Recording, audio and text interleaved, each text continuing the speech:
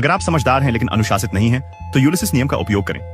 अभी एक समझदारी भरा निर्णय लें जिससे आप भविष्य में एक निश्चित तरीके से कार्य करने के लिए मजबूर हों। आपको एक ऐसा सिस्टम बनाना चाहिए जो आपको स्वयं से सुरक्षित रखे। अपनी एक यात्रा में यूलिसिस को साइरन्स रीफ के पास से गुजरना पड़ा, जो जहाज के मलबों और कंकालों से भरा था, क्योंकि कोई भी नाविक या जहाज कभी भी वहां से नहीं गुजर सके। साइरन्स का गीत नाविकों को मतिभ्रम होता था, उन्हें वह दिखाते थे जो उन्हें सबसे अधिक चाहिए होता था, जिससे उनके जहाज चट्टानों से टकरा जाते थे, जहां सरब गाने वाले उन्हें खा जाते थे।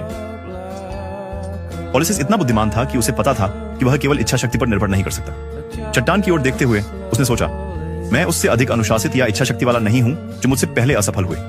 लेकिन वह फिर भी सिरन के गीत को सुनना चाहता था, इसलिए उसने अपने दल को आदेश दिया कि वे अपने कानों में मोम डाल लें और उसे 10 रस्सियों से मस्तूल से बांध दें। उसने उनको चेतावनी दी, उन नाविकों की तरह जो मरे, मेरी इच्छा शक्ति कमजोर है। जब मैं साइरन्स की आवाज सुनूंगा तो मैं शायद चिल्लाऊंगा और तुम पर गुस्सा करूंगा, मुक्त करने की भीख मांगूंगा, लेकिन चाहे मैं कुछ भी कहूं, मुझे मत खोलना। जब वे चट्टान के करीब पहुंचे, यूलिसिस ने साइरन्स के गीत की शक्ति को महसूस किया। लेकिन इससे पहले कि हम देखें कि उसकी योजना सफल हुई या असफल, सोचें कि आप अपने जीवन में यूलिसिस नियम का कैसे उपयोग कर सकते हैं। उदाहरण के लिए लेखक विक्टर ह्यूगो, जो धनी थे, एक समाजसेवी थे और भारी शराब पीते थे, लिखने के लिए बैठने में संघर्ष करते थे। जब उन्हें वास्तव में काम करना होता था तो वह यूलिस नियम का उपयोग करते थे। वह खुद को अपने कार्यालय में केवल कागज और कलम के साथ बंद कर लेते और अपने सेवक को उनके कपड़े लेकर 4 घंटे तक न लौटने का निर्देश देते।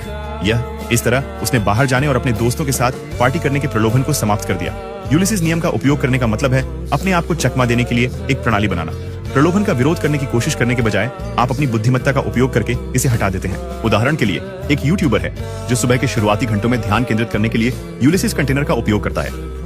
वह अपने फोन को टाइमर वाली कंटेनर में बंद कर देता है, जिसे 3 घंटे के लिए सेट किया जाता है, जिससे काम करते समय फोन चेक करने का प्रलोभन दूर हो जाता है। जो नहीं समझते, इच्छा शक्ति एक मांसपेशी की तरह है और यह दिन भर में थक जाती है। यही कारण है कि सुबह में स्वस्थ खाना आसान होता है और रात में अधिक आम होता है कि आप अपनी डाइट तोड़ दें जब आप थके होते हैं और आपकी इच्छा शक्ति कमजोर होती है। समझदार लोग खुद को मस्तूल से बांध लेते हैं। वे मानते हैं कि उनकी इच्छा शक्ति सीमित नहीं है और अपनी बुद्धिमानी का उपयोग प्रलोभनों को दूर करने के लिए करते हैं। जब साइरन्स ने गाना शुरू किया तो यूलिसिस ने वह सुना जिसकी उसे सबसे अधिक चाह थी, उसकी पत्नी पेनेलोपी और उसका बेटा टेलेमेकस रीफ से पुकारते हुए, यूलिसिस, हम तुमसे प्यार करते हैं, हमें आवश्यकता है। यूलिसिस ने अपना मानसिक संतुलन खो दिया, मस्तूल के खिलाफ संघर्ष करते हुए और अपने नाविकों को कोसते हुए।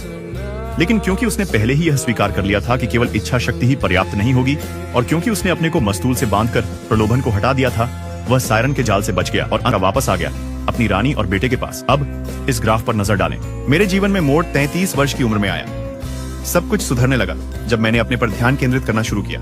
यह बदलाव एटॉमिक हैबिट्स पढ़ने के बाद आया और मुझे इस बात की निराशा है कि मैंने इसे पहले क्यों नहीं पढ़ा। जो लोग इसे 30 की उम्र से पहले पढ़ते हैं उनके पास एक बड़ा फायदा होता है। मेरी प्रोफाइल के पहले वीडियो में मैं आपको इसे मुफ्त में डाउनलोड करने का तरीका दिखाऊंगा।